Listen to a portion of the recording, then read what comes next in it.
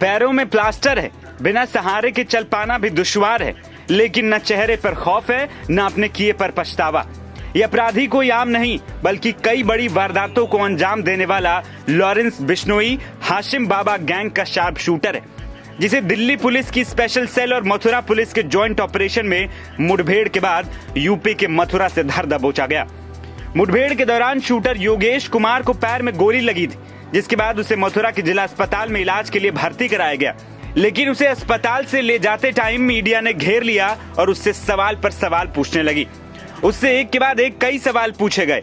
कैसे वारदात को अंजाम दिया, सुपारी कैसे मिलती है, कांड को अंजाम देने के लिए कितने पैसे दिए गए, क्या लॉरेंस से कभी बात हुई है, और तो और उससे यह भी सवाल पूछा गया कि अब लॉरेंस गैंग के निशाने पर कौन है।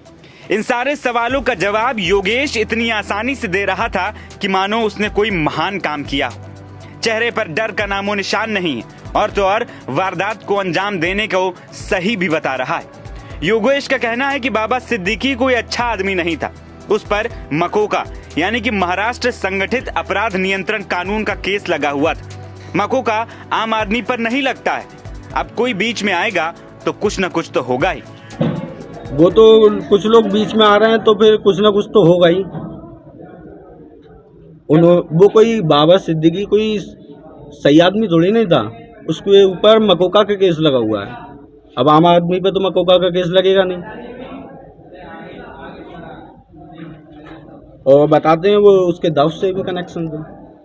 तो ऐसे लोगों को चिन्हित कर रखा है, क्या पहले तहकीक की जाती है इस बारे में? तो सर मैं हकीकत बात बताऊं तो सारी जानकारी होती है और मिल जाती है।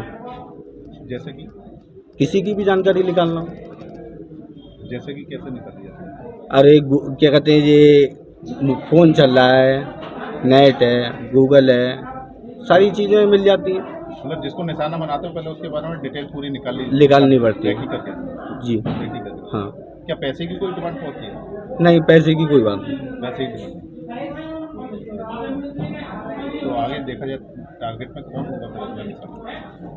अगला निशाना तो देखो, हम तो जा रहे हैं जेल, अब पता नहीं कौन क्या कर रहा है और कैसा क्या होगा, इस बारे में मुझे जानकारी नहीं है। संपर्क कैसे करते हो? संपर्क कुछ जो दोस्त थे दिल्ली के मेरे, उनके जरिए बात हुई थी, मेरा तो कोई संपर्क था ही नहीं। तो जिस प्रकार से देखा जाए जेल में बंद हो जाता है फिर, लेकिन आपस में संपर्क कैसे कर लेते हो? एक दूसरे के जरिए कोई ना कोई आता जाता रहता है। और लोग गैंग बहुत बड़ी है। गैंग कितने लोग होंगे गैंग में? 100 से ज्यादा ही होंगे। क्या इंडिया से बाहर भी कनेक्ट? हाँ है। शूटर योगेश का दावा है कि उसे बदायूं से पकड़ा गया है और मथुरा में उसका एनकाउंटर किया गया। लॉरेंस बिश्नोई गैंग के शार्प शूटर का दावा है कि वो पैसे के लिए काम नहीं करता है, बस भाईचारा है, भाईचारे में काम होता है। हमारा गैंग बहुत बड़ा है। इस दौरान योगेश ने धमकी भरे लहजे में यह भी कहा कि जो बीच में आएगा उसके साथ कुछ न कुछ तो होगा ही। आपको बता दें कि योगेश कुमार पर दिल्ली में जिम संचालक नादिर शाह की जान लेने का आरोप है। गौर करने वाली बात यह है कि योगेश जिस तरीके से बात कर रहा है उससे साफ है कि शार्प शूटरों का ब्रेन वॉश कैसे लॉरेंस बिश्नोई गैंग करता है कि वो किसी को भी मारने और मरने को तैयार रहते हैं।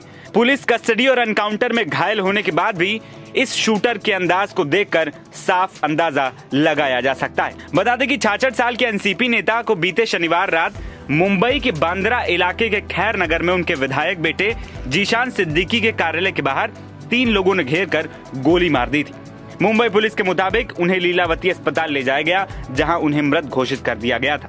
इस मामले की जिम्मेदारी लॉरेंस बिश्नोई गैंग ने ली थी।